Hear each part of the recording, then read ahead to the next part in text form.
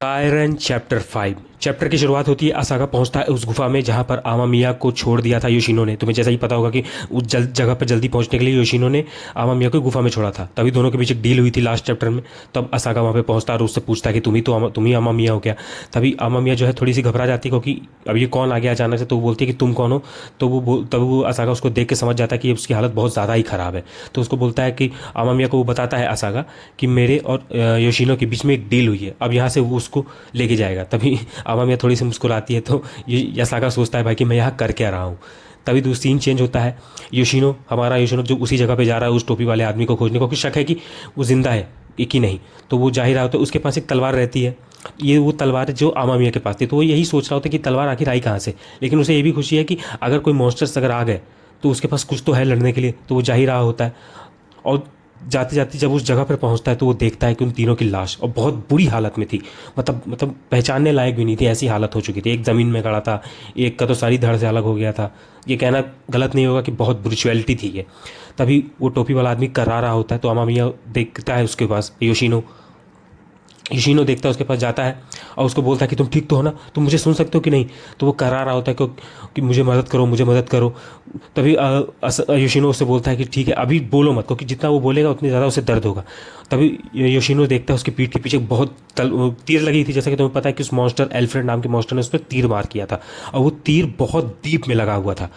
तो वो दे सकता है कि ये जगह सही नहीं है, तो उसे कहीं सेफ जगह पे लेके जाना पड़ेगा। पर इतना वो सोच ही रहा होता है कि तभी आता है कहानी में ट्विस्ट।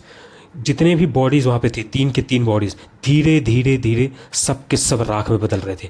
योशिनो और वो टोपी वाला आदमी भी देख के दोनों हैरान थे कि दो सारी की सारी बॉडी जो है ना गायब हो रही थी। गायब नहीं, गायब ही हो गई। तब योशिनो वहाँ पर पहुँचता है जहाँ पर वो बॉडीज थी और वो देखता है कि वहाँ पर राख, सारी की सारी बॉडीज़, डेड बॉडीज राख में बदल गई। अब उसको पता चला कि सारी की सारी बॉडीज़ कहाँ गायब हो। जैसा कि पिछले कहानी में हुआ था कि कुछ कोई लोग जो जब योशिनो यहाँ इस दुनिया में आया था तब वो एक आदमी मर गया था। तब उसने सबको जब बताया था कि एक आदमी मर चुका है, तब वो जब उस जगह पे पहुँचे थे तो उस जगह पे कुछ भी नहीं था, जैसा कि पिछले वीडियो में था। अब योशिनो को पता चला कि आखिर रियल माजरा क्या है, आखिर रियल रीज़न क्या था।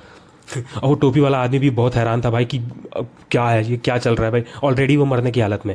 इधर सीन चेंज होता है, असागा आमामिया को लेकर निकल रहा होता है। तभी आमामिया उसको बोलती है कि तुम्हारा नाम असागा है ना। तो असागा बोलता है हाँ। तो तुम्हें कैसे पता चला, मैंने तो तुम्हें नाम बताया नहीं। तभी आमामिया बोलती है उसको घूर के देख के कि मैं नहीं बता रही। असागा सोचता है कि ये सचमुच बहुत ज़्यादा क्रेजी लड़की है। इधर दोबारा से सीन चेंज होता है। योशिनो उस आदमी को लेकर जा रहा होता है एक कंधे पे उसका मतलब सहारा देते हुए। तो वो आदमी बोल रहा होता है, ऑलरेडी वो मरने की हालत में बोल रहा है कि अगर मैं मर गया तो क्या मैं भी राख में बदल जाऊंगा क्या। तो इधर योशिनो उस पर चिल्लाता है कि बात मत करो, क्या होगा। तभी वो टोपी वाला आदमी बोलता है कि मुझे अपना लक नहीं इस्तेमाल करना चाहिए था, मुझे उस कार्ड का इस्तेमाल नहीं करना चाहिए था, मुझे इस जगह अपने मतलब एक तरीके से वो पछता रहा है। तब वो दोनों जा ही रहे होते कि तभी एक मक्खी जैसा दिखने वाला मॉन्स्टर्स उसकी तरफ बढ़ रहा होता है। ये दोनों उनको पता नहीं है। तभी वो टोपी वाला आदमी उसको अपना नाम बताता है कि उसका नाम सुगीता नोजोमी है, और अगर वो मर गया ना तो क्या वो अपनी ये कार्ड लेकर उसके घर पे जाएगा। जितने भी पैसे मतलब वो बताता है कि मैंने इस जगह पे पैसे छुपा के रखे हैं, मेरी मम्मी को दे देना। तभी योशिनो उस पर चिल्लाता है कि तुम मरने नहीं वाले हो, तुम तुम ये कार्ड तुम उन्हें खुद ही दे देना। इसी बीच वो मक्खी जैसा मॉन्स्टर आता है और दोनों बहुत दम से उन दोनों के बीच में जाकर टकराता है इधर, और वो दोनों गिर जाते हैं, योशिनो और वो सुगीता जो टोपी वाला आदमी है। ये मक्खी से दिखने वाला मॉन्स्टर तुम देख ही रहे हो, इसकी चोंच एकदम वैसी है। एक तुमने अगर एक पक्षी देखा होगा ना, क्या बोलते हैं, कौन सी पक्षी है यार जिसकी चोंच बहुत बड़ी होती है, देखो पूरी मतलब उस मक्खी और उस बतख की चोंच, बतख की जैसा जो कोई पक्षी की चोंच की जैसा फ्यूजन था। सुगीता बहुत दूर गिरता है। इधर योशिनो उस पर चिल्लाता है कि सुगीता, लेकिन अब अभी उसकी प्रॉब्लम और सॉल्व नहीं हुई है। वो मक्खी फिर से वो है योशिनो की तरफ बढ़ती है और वार करती है। इधर योशिनो एक बार फिर से हवा में उछल के गिरता है लेकिन वो हार नहीं मानता। मैंने पहले ही बताया था कि हमारा योशिनो एक स्किल्ड फाइटर है, तो उस पर उसको एक तरीके से ताजे कस रहा था कि तुम फ्रैंकेस्टीन हो क्या। अब मुझे इस जगह पे कोई सरप्राइज़ नहीं मिल रही। तभी वो देखता है कि जब वो मक्खी वाली मॉन्स्टर जो उड़ की तरफ उसकी तरफ आ रही होती, तो वो देखता है कि उसके बीच में मतलब उसके नीचे वाले हिस्से में एक चमकदार कोई गोल चीज़ उसके में अटकी हुई थी। तब वो एक हाइपोथेसिस लगाता है। इधर उस मक्खी जैसी वो हमला करने वाली होती है अपनी चोंच से, तो उसको डॉज करता है। और इसके इधर योशिनो के हाथ में एक रहता है पत्थर, और बस वो उस पत्थर से उस चमकने वाली गोल चीज़ जो अटैच रहती है उस मॉन्स्टर पर, उस पर वार कर देता है और उसको तोड़ देता है। तब जाके योशिनो का जो हाइपोथेसिस था वो क्लियर था, हो गया। वो एक्चुअली एक तरीके से मान लो वो मॉन्स्टर का कोर था। योशिनो उस पर हंस रहा होता है कि जरूर ये तुम्हारे लिए बहुत इंपॉर्टेंट था ना, अब तो तुम मरने वाले, मतलब इस तरीके से उस पर तांजे कस रहा होता है। वो मॉन्स्टर की वो आखिरी, और वो मॉन्स्टर बदले में आखिरी चीख लेता है और बस वो भी राख में बदल जाता है। बिल्कुल, मतलब एक चीज़ साफ हो रही थी कि इस दुनिया में जो भी मर रहा है वो राख में बदल जा रहा है। अब वो कहाँ जा रहा है राख में बदल के, वो तो अभी क्लियर कुछ भी नहीं है। खैर, स्टोरी की स्टार्टिंग हुई है अभी, तो बस अब जैसे एक चीता जलती है ना, वैसे ही चीता जल रही थी। जैसे चीता, बस यहाँ आग नहीं थी, बस धुआं ही धुआं था। योशिनो यही देखता है बोलता है कि मुझसे टकराने का यही अंजाम होगा, आखिर मैं एक जीनियस हूँ। इधर योशिनो फिर उठता है, बहुत बुरी हालत में रहता है भाई, बहुत घायल हो चुका होता है। तो वो तलवार लेके जाता है, वो हाथ में, उसी की तरफ सुगीता की तरफ। इधर सुगीता जो है, मतलब अब वो जिंदा है कि मरा है कि वो पड़ा हुआ था, उसके बगल में वो सायरन का कार्ड था। इधर योशिनो वहाँ पर पहुँचता है और उससे बोलता है कि उठो सुगीता, हमें चलना होगा, जल्दी चलो, हमें जापान जाना है। लेकिन तभी जब उसका कार्ड उठाने की कोशिश करता है, वो कार्ड भी धुएं में बदल जाता है, पूरी राख से। और तब योशिनो को समझ में आता है कि वो देर हो चुकी है, सुगीता इज डेड, वो मर चुका है।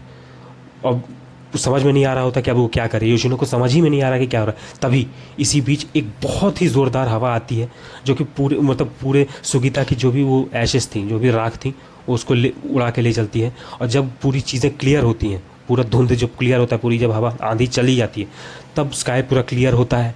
और जो योशिनो की आंखों के सामने जो चीज़ था, वो चीज़ कभी उसे विश्वास नहीं होगा कि उसने जी, अब तक का सबसे बड़ा ट्विस्ट था उसकी कहानी। अभी मॉन्स्टर्स, ये नई दुनिया, ये यहाँ तक तो चलो वो बर्दाश्त कर ले रहा था, लेकिन जो अब चीज़ उसके सामने थी, वो थी बहुत ही गंदी, और बहुत ही गंदी रियलिटी। ये जापान था, उसके सामने खड़ा था एक माउंट फूजी, एक टूटा फूटा माउंट फूजी।